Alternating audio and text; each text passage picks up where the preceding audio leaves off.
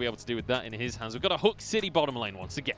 And it's the Blitzcrank into Varus as well. This is so difficult for Jin Jiao to try and position, especially if Tien starts to make plays down towards the bottom side and you've got to run for the hills. The beautiful thing about this setup as well is that it makes sure that Jin Jiao and Shinmo can't actually push in overly aggressively. The problem that you have a lot of times with Kai'Sa is that, especially against the Varus, she can be pushed in so well, but because Tien will have a good amount of play around in the bottom side thanks to Crisp on this Blitzcrank, they can't overextend for fear of Crisp running them down and setting up a Tien. Well, it's time to jump into game number 1 here between BLG and FPX. And we have a treat on our hands as Doinb brings his dark technologies to the mid lane once more. This Nautilus mid, the anchor, stepping onto the rift. Hook City bot lane, Hook City on FPX as well with the double hooks, and they want to go for an invade. You can see how much respect BLG are given to this play though, because there's nobody entering any jungle on the bottom side. Yeah, I mean, if you're FPX, you lock in a competition with a Blitzcrank and a Nautilus, and then you don't invade. I mean, I don't even know at that point. This is the best invade comp you could even draft. Yeah, I think Hysterics will be very sad. He's a man who loves his invades. And he's going to be looking at FPX going, God, I wish they're able to find at least one person. But BLG will be able to get these wards down if Kingdom wants to invest it to spot out where Tian is going to start pathing. And this would be so good for Meteor, because Meteor really wants to try and match Tian in this early stages, or at least try and avoid him, because if Tian is able to counter gank in some of these plays, they could potentially turn around in FPX favor. FPX going to be starting on the BLG red, and it's going to be matched exactly over towards the top side as Meteor will be able to grab this one. It is going to be the Hail of Blades Kai'Sa that we were talking about, the extra burst during these fights. And I'm really hoping that LWX can finally show us what this pick is all about. We've seen it. This is the 3rd time, I think, now. It's not worked out either of the other times. Crisp, he's found a hook already onto Shinmo, and just he's happy to go for level 1 trades. So you can see how quickly with this Hail of Blades you can stack up the passive damage from LWX. Already had 4 stacks there just off of the autos, the Q as well. So this is how you want to try and play this, is a couple of autos with the Hail of Blades, toss in your Void Seeker, the W, to start getting one more proc, and then you can finish off the final bit of damage and get these very quick burst trades onto the enemy. And as you pointed out already, Munchables, where burst is the name of the game with Blitzcrank, this is the build you want to play with. Will it be enough burst will be the question. Jin Jiao and Shinmo certainly going to be trying to avoid that damage. You can see a Doran's Shield, the start here for Jin Jiao. He knows that he's going to be playing on the defensive. Both sides going to be playing relatively defensive. My eyes are going to be drifting towards this mid lane though. How well can Doinb push in these waves against Fofo so that then he can get out and roam? This is the way Doinb likes to play this Nautilus pick, but will struggle in these early stages. The range into melee does not make it particularly nice for the Nautilus in this situation, but once he does get back, starts to get, as we said, that Hextech Protobelt underway, then he can open up this mid lane and start to make the roams happen. Speaking of roams, Fofo moving up towards the top side of the map here. Kingan's got a massive wave to crash in. Meteor's here. Gimgoon on this set has to go for the 1v3, but he's got some support. Doinb teleports on up towards the top side. With the Nautilus here, the dive is going to be dissuaded. Perfect answer from FPX. Tien will spot Fofo on the way back through. Distortion will be available though. I don't think Tien can actually win that 1v1 right now, so he needs to be a little careful, as Meteor will be rewarded with the topside scuttle. This is why priority on this Renekton is so important in LPL. You get to set up these dive plays incredibly well. You have your jungler just come up, you slice and dice underneath the turret, get the stun, set up another CC for whoever your early game jungler is, and you can oftentimes pick up a kill. Even in this situation, BLG had Fofo to start wandering as well, and now FPX on the bottom side to try and answer, looking if maybe Jin Jiao or Shinmo tried to get a ward. Not going to be rewarded though, because Kingan does find himself a trade up towards the top side, has the Conqueror very early in the fight, but the Haymaker so good at answering for these trades early on. Still though, these are going in favor of Kingan. The reason that Renekton wins out in this early game matchup is that heals are always going to beat out shields. It's your laws of League of Legends. So because you've got the Q there to heal up, Renekton will fare better in the long run. Hook for doing B. Fofo knows he has to respect this one. Sonic Wave did land, but Tian not willing to go for a solo dive there. Especially with Meteor waiting on the wings. You can see the moment where possibly Tian was going to go, but the second Meteor shows up, that is dissuaded. It's giving the chance, though, for Doinby to push in this wave and then get the back that he so crucially needs right now. Crisp is moved into the mid lane. He wants to find a hook. Shinmo's here as well. He knows what's going on. And let's bear in mind the BLG, this is not a team that you can, you know, expect to be at the bottom of the table. They're 2-5 right now. They have not had a good start to the season. But when you look at this lineup, this is not a lineup you expect to be 2-5. There's been serious issues with working together as a team, but individually, there is some serious talent on this roster. And I was looking forward to this matchup so much. You've got Meteor, the rookie of the year in 2019, versus Tian, the jungler of the year in 2019. But after what we've seen from BLG previously, I'm not anywhere near as enthralled by this matchup. It feels very Tian favored. And even looking at the rest of the team, Kingen hasn't been performing, Fofo hasn't been performing, and it seems like everything has gone astray. Now, though, we've got a composition that BLG look like the old style. Strong mid laner who can roam, Fofo and Meteor working together, and cheekily enough, Shinmo often getting these roams off in the mid lane. Doinby thinks he's baiting, but maybe he's being baited. Luckily, though, he is going to be Nautilus with Aftershock, so he's not really going to be in too much trouble for himself. Fofo, welcome to how obnoxious this pick can be. Doinby is nigh on impossible to take down. Picked up the Merc threads already on that last back. Bunch of corrupting potion stacks as well for him still. So this is where Doinby is weathering the storm in this early game, keeping Fofo in check. May not quite yet be able to push in, but especially as he gets towards level 7 and 8, where he's got multiple points into his E, he can push out this wave, not worry about Fofo going for these aggressive trades, and then look to take back this lane state. I love the LWX in this bottom lane. He's on the Kai'Sa, goes for an early call alongside that pickaxe. So still gets a little bit of lane pressure. He's not going to be forfeiting the lane by going for the call, but he is going to be investing into the later stages of the game. He knows he needs to get a couple of items before he can really hit the power spikes that he needs in this game. And we've pretty much seen this from every Kai'Sa, because Kai'Sa is so item dependent and doesn't do much in the early game. Well, we saw one dive from FPX earlier, or attempted at least. Showstopper goes down onto... Never mind. Kingen's happily able to tag that one. And it's 3 on the tower now as they push on through for this one. Tian was in the bottom side. Fofo even TPing. That was big commitment from BLG. Well, they got the TP out of Doinby earlier, so Fofo, if he's staying in lane, FPX think, great, we're safe. We don't have to worry about these dives in the top lane. But Fofo still had his own teleport, gets the play down, and it was the delay in enacting it, but it still ends up with a kill going over to King. Oh, pulls straight there onto the likes of Jin Zhao. It's Ignite burnt, but it's traded for a heal. See how quickly this Hail of Blades can stack the passive again, though.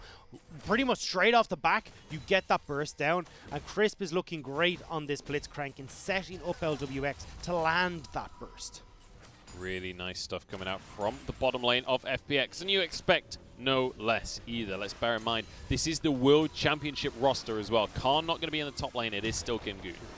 I love that Jin Zhao in this lane as well as taking the exhaust, because you're pretty much going to be dead in a lot of these situations if even the heal comes through, because the Ignite cuts that healing down. So instead opting for the exhaust means that he's able to better survive these lanes when that one hook does land. But if Crisp is able to do so with jungler intervention, this is going to be a very different story. And now with exhaust down, Crisp can be even more potent in the lane. Right now, though, they're looking at Rift Herald. Yeah, we're past the 8-minute mark, and that means Crisp and Shinmo both have to move up towards the top side of the map. But you can see LWX is going to be here as well. Full commitment to the Rift Herald from the side of FPX. It's great to see BLG now looking towards this objective. Previously, they were up at like 54% this time last week. Now, though, for Rift Herald control, they're down at a mere 40%. BLG have been giving up the Rift Herald on so many occasions. Now, though, we're seeing shinings of BLG of old, where they are prioritizing this objective that won them so much in Week 1 of the LPL. BLG the ones to start the Herald off here. Tian hanging around. Teleport going to be channeled by Doinb. They want to contest for this one. This is what we saw against RNG as well. They will not allow an inch to their opponents. Herald doesn't reset. Tian moves in. Smite available for both junglers here. Meteor going to be pulled in. No, it's King and actually pulled to the rest of the fight by Shinmo. Smite goes down and Tian picks up the Herald. Now getting straight onto the likes of Shinmo. He's deleted at the start of the fight. Now onto Meteor, trying to do his work in the fight. Void Rush not going to be enough though. LWX getting one for himself. Kingen forced to flash. So is Jin Zhao. Will be chased on down. Crisp is here. Rocket grab not quite available. Tian still has his kick available, which is why we saw the early flash away from Jin Zhao. FPX, though, pick up the team fight win, and now they can go towards the objective. 2 for 1 in that fight right here, or 2 for 1 in the game so far at least. Herald goes down in the mid lane. That's going to be a couple of plates going the way of Doinb and Crisp. But Tian getting a little bit of credit for himself as well. FPX played that fight incredibly well. Being able to focus down one member at a time before BLG can mount any sort of offense is exactly what FPX want to do. We see Doinb turn aggressively on towards Kingen to force him back, and that allows Crisp to sneak in a hook onto Shinmo, burst out the Thresh, and then it's a 4v5 from then on. So you can see here, Kingen is being pressured by Doinb. Meteor can't get into this fight.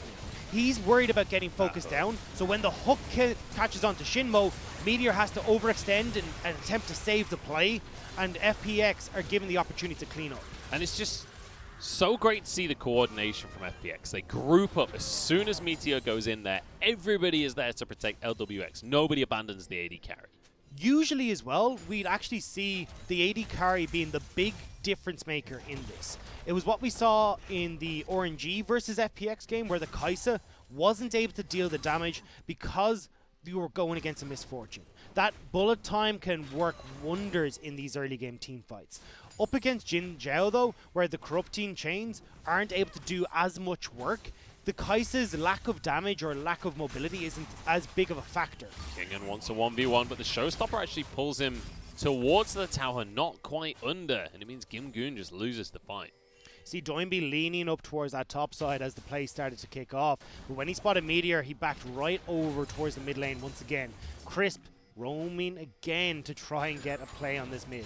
Oh, hook comes through from Doinb. Fofo flashes away. Crisp is there though. Nice jump back to the distortion from Fofo. Will do a tiny bit of damage to Doinb's Titan's Wrath. I mean, you just can't trade back. That's the big thing. Nice plays though from Fofo. Does lose his flash. The Hook duo trying to see what they can make work. Now backing up, Doinb will be able to finish off this Hextech Proto Belt, pick up more stacks of that Corrupting Potion as well, because we're a little bit low on mana in that situation. And with that play, BLG have tempo on the map. They'll turn towards the dragon. So one apiece when it comes to dragons, but this is where FPX become alive. This is where we watch Doinb shove in mid aggressively and start to move down towards this bottom lane. Or possibly to help out Game1, who is struggling on the top side of the map. Hasn't even opted to go for the same set build that we saw. Tian's been found. Kingen wants a 1v1 and he's found it. Doesn't get his Call the Meek off though. Means Tian walks away with his life. Dominus on cooldown as well. Not ideal for the likes of King, and he would have loved to finish that kill. So Game1 is opting towards the Black Cleaver build first here, because he's thinking, hey look, I need a lot of tanky stats to try and go against this Renekton. The CDR is so much more important to have my Haymaker up more often to try and counteract some of this burst that King is trying to put down. So this is where Game1 is going to be differentiating himself from the other sets that we've seen thus far today. And I think partly because we are, as you said, getting to the point in the game where FPX likes to fight for things. So far, BLG have been able to match FPX. They're equal in dragons, they're equal in gold. But how long will that last? Meteor denied. Depth Charge going to get the knock up onto him as well. Can't get the Lantern and finished off by Tian. You asked which jungler was better. Tian winning out so far. Fofo's the better jungler, you mean? Fofo's been hooked and hooked again, though, and that's going to be a kill for LWX.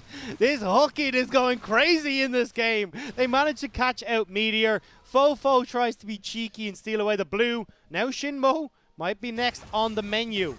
Buff transfer complete there for LWX. He's going to grab the blue buff after all. They just wanted it on the Kai'Sa. Now, mid lane turret goes down for the side of FPX as well. And you know, BLG, they started things all right. They've been able to match the macro a little bit, but once it comes to these skirmishes, it's where FPX truly shines. And it's going back to what FPX were renowned for.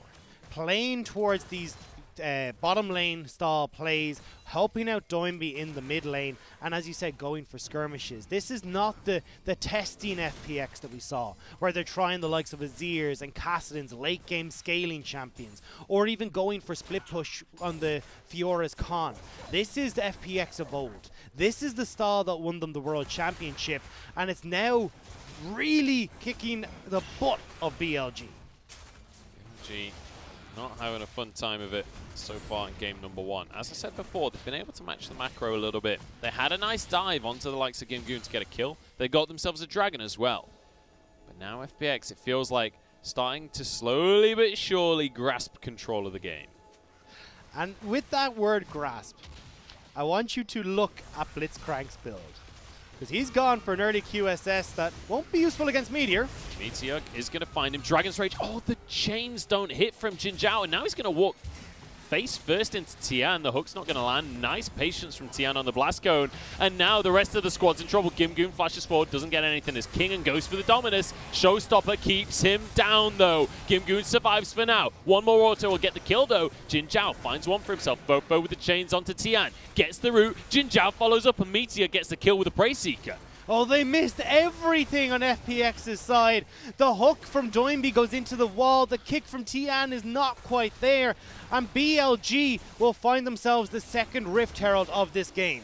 This is what we wanted to see from BLG, answering the aggression. Crisp, too aggressive. Tian, too aggressive, and they are punished for it. And BLG played that very well. They back away and allowed FPX to over... Oh my god, Meteor got it. Meteor got it. That was pretty, on a nice damn edge. close. He smited it while it was on 30 HP, I think. I think that was blind as well, which makes that even more impressive. But doesn't matter. It will go over to BLG, and that will be such a big pickup for them. Now they can start to try and utilize this, but watch everything that's used. Game1 misses the face breaker. Doinby misses the hook. And now you've got panic stations from Game1, who's gone in with the flash, so nowhere to get out. Tien overextends as well. BLG do a great job of kiting back and forcing FPX into this unfavorable position. And this is how BLG want to try and play these fights. If they can get FPX to overextend, well, that's when their comp can come alive. Kingen comes in on one side, Fofo comes in on another, and there's not very much that the side of FPX can do when these long cooldown spells have been used, like the Facebreaker and even the hook from Doinby. And just check out the difference between top laners right now. Look at the items that Game1 has. He's got a Phage and he's got a Kindle Gem with his boots. On the other side of the board, King already with his Blade of the Rune King and a Phage to work with. The difference is night and day, and Renekton, this is the time in the game that he truly shines as well. And in the team fights. Once he's able to get up towards this Black Cleaver, now he's got the CDR that you miss usually with this new style of build going for Blade of the Rune King. He can start to rotate through his spells a lot quicker and really use the extra fury that's built up by the Dominus. Teleport coming through from the side of BLG. They don't want to lose this Infernal Drake. Flash immediately from King and Crisp using the stopwatch. He has to flash as well. Game1 may have been left out to dry by the rest of his squad here. Showstopper in. Doesn't get too much damage down. The Haymaker's not enough of a shield. Shinmo the next target, though. It's going to be 1-for-1. No, the Ignite, not quite enough. Now the root's going to be down. It's Crisp that falls in the end. Fofo getting another. BLG are answering back here. Again, FPX overextend. They go for the Dragon, which allows BLG to get into the positions that they want.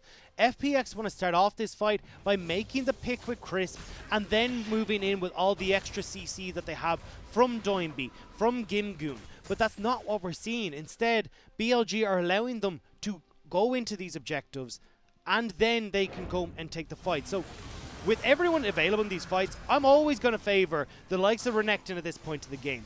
Fofo, who can again pressure on towards LWX in the back line, or turn towards Game1, who's not tanky.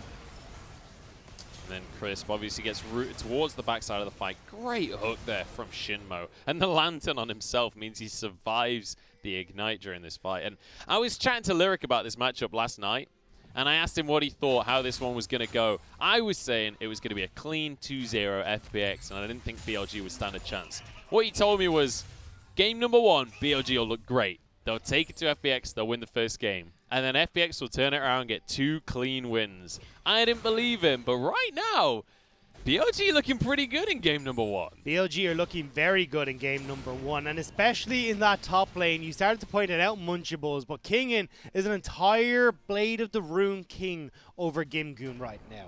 This Croc has more teeth than I've ever seen before, and BLG can just look to stick Kingin in this top lane, and he can go to town on Game1 or on these turrets if Game1 attempts to leave lane with the teleport advantage that he has.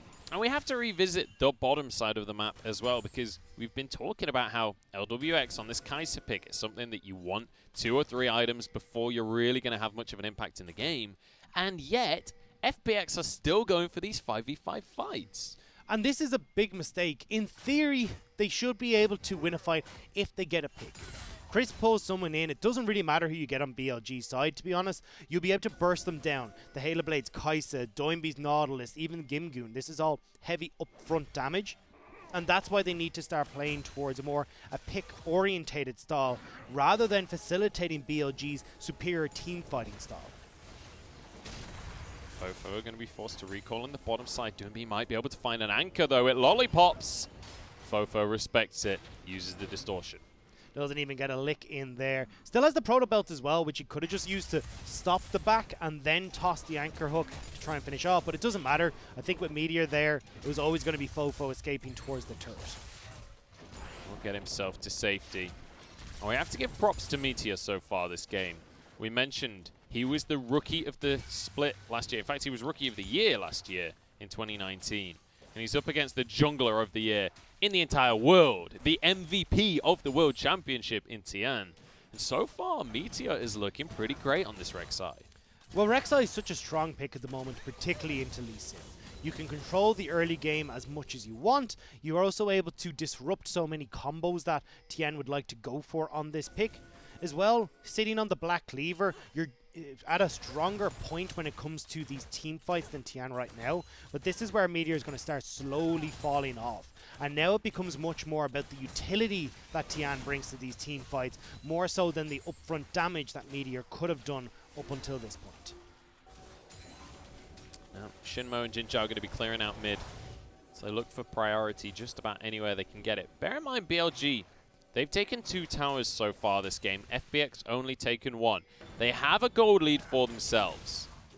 BLG are the ones with control of the game right now, but with Dragon spawning in 40 seconds, that can very much change. BLG moving in to get this Dragon Vision, though, is where they need to be scared.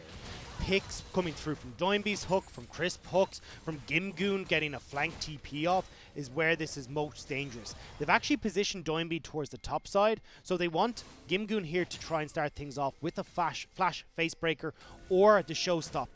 I mentioned the builds from Kingin and Game1. I want to revisit that because the Black Cleaver's been finished from Kingin. He's got his boots as well. The other side of the board doesn't look so great for the side of Game1. He's still very squishy on the side of this set. And there's a lot of physical damage that can come through from the side of BLG. FPX setting up in the river. Crisp is hovering off on the side, but will be spotted. Whew, Fofo does manage to get away from that. The way that FPX wins a fight right now is off the back of Crisp. They need one of these hooks to land. Or Jinzhao to get separated. Doinby can get a hook too. Look at the knockups. Look at the combo. LWX gets 1. Let's make it 2 as well. Shinmo's pulled on in. They'll gift it over to the carry. And the carry's name is Tian in the jungle right there. Over towards the dragon now. Kingin, he's popped his Dominus, but he can't go for this one. What just happened? Jinzhao died with flash, with everything. He was just caught out in the wrong position. You gave FPX exactly what they wanted. And now FPX are sitting on Soul Point for an Infernal Drake that really they don't deserve. And it felt like BLG thought that they had the advantage. Walks away from the lantern. With flash. You can get in. A great play from Chris to pick off Shinmo as well. But Shinmo was only in that position because Jinzhao, for some reason, is in mid lane. Yeah, questionable plays, questionable positioning coming out from BLG here. And you have to scratch your head a little bit because the only way that FPX wins a fight is finding a pick. And then the AD carry from BLG immediately steps out of position. It's like comedic timing, honestly.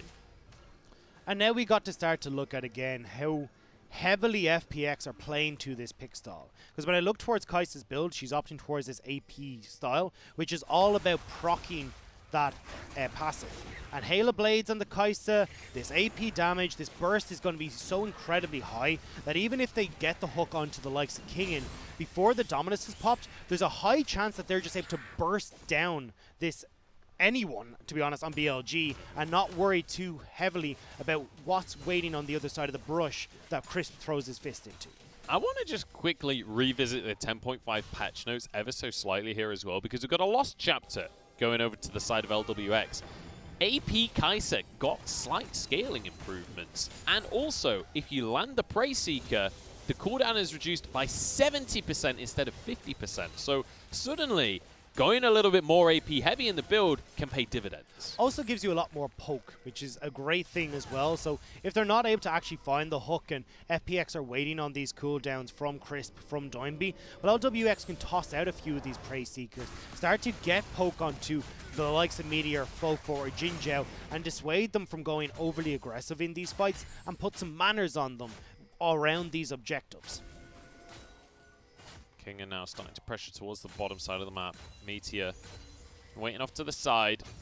Wants to be able to support his top laner should Gimgoon try anything, but it would not be in Gimgoon's best interest to try anything in that 1v1 right now. He's 2 levels down. We said already an entire item behind as well. Look at the CS difference. Yeah, it's just crazy. This has not been the way Gimgoon was hoping for this to go. Kingen gets the trade, on him. slides out of the fight as well. Very nicely done. Now on towards the mid lane for the side of BLG. But the problem is that is the advantage they have for themselves, is that top lane. Other than that, it feels like the carries are really coming online for FPX. Crisp is moving forward. Everyone here from FPX not quite able to get the hook that he wanted. Fofo wants to return the damage, but has to respect Tian.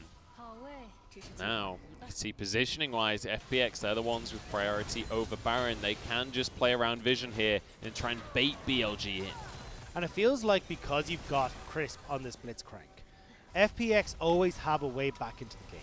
It's the beauty of the Blitzcrank pick, that at any point in time, one stray hook can bring you back into this game. And even though BLG may have control thanks to Kingen, if Crisp can make the play to bring it back, that's what could change the entire game state.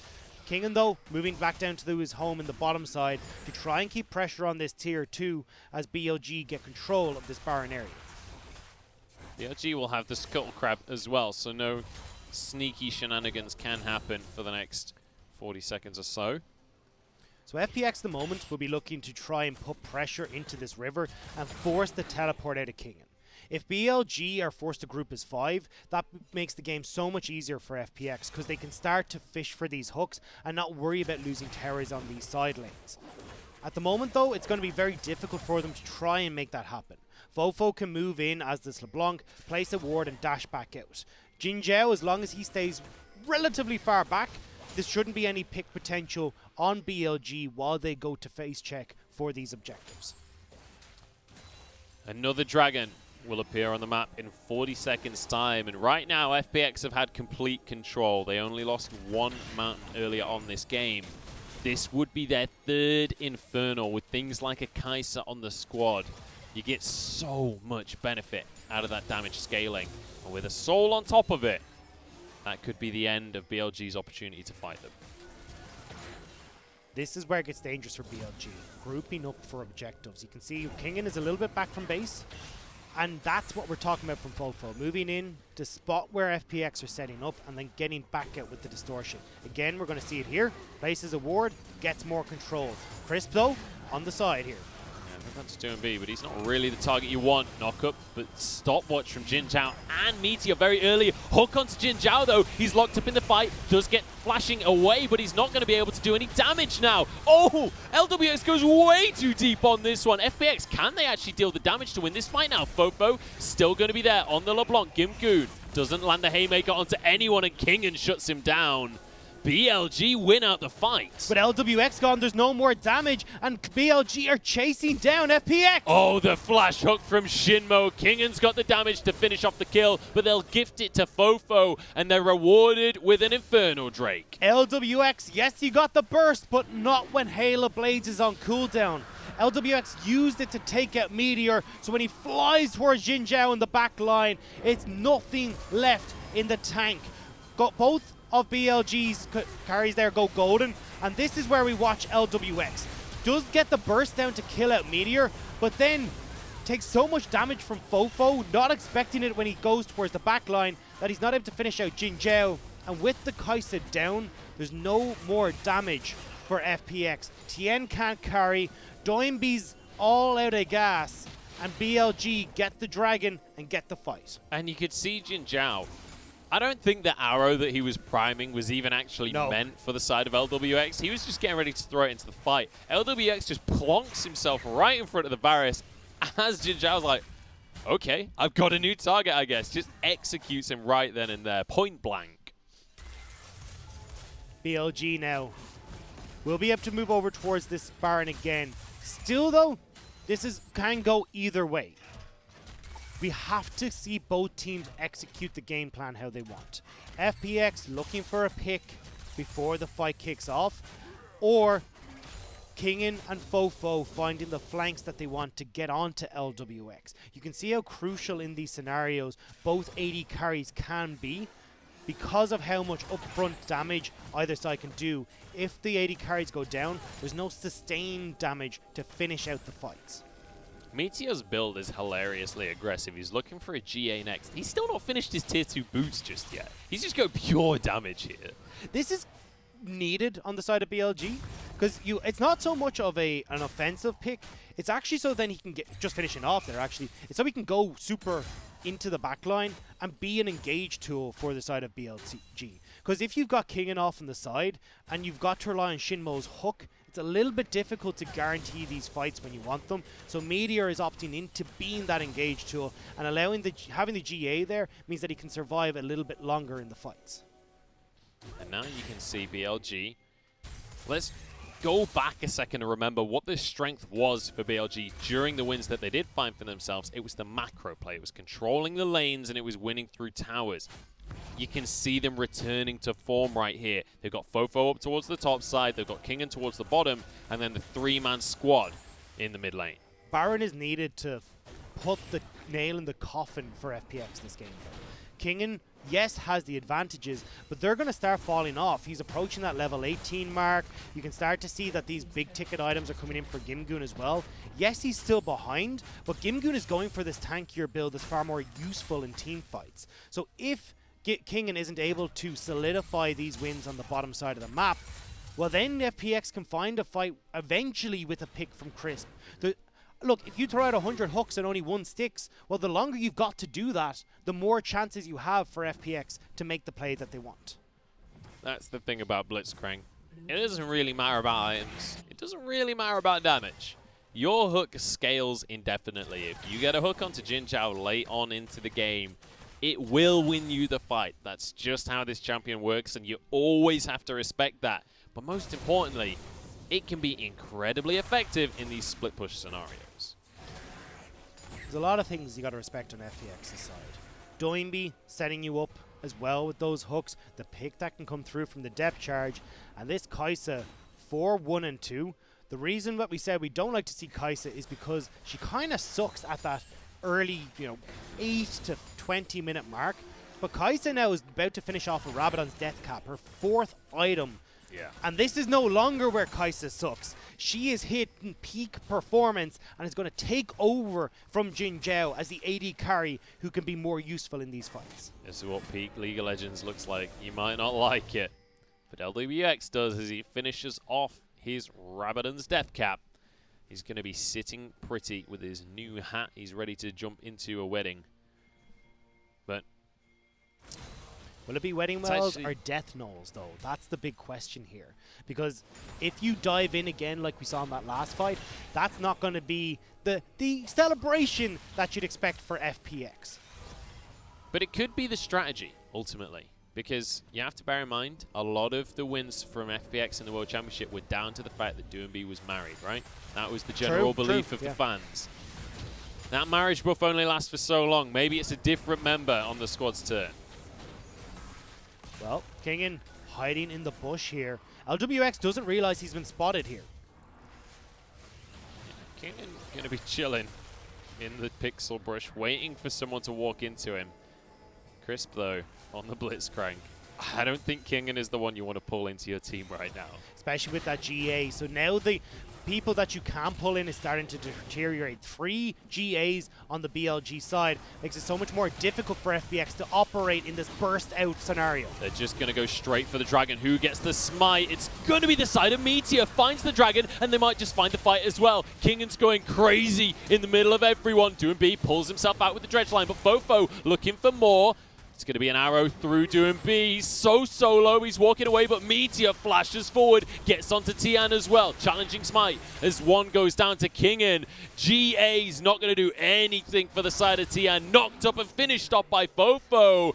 BLG looks strong in game 1. And here's a minion wave that we prepped earlier as BLG will be able to move into the base. And with 30-second death timers, they can finish off this game. And FPX, they had so much control of these dragons, but the last 10 minutes, they lost control of everything. BLG looking amazing in game 1. Take down the LPL champions.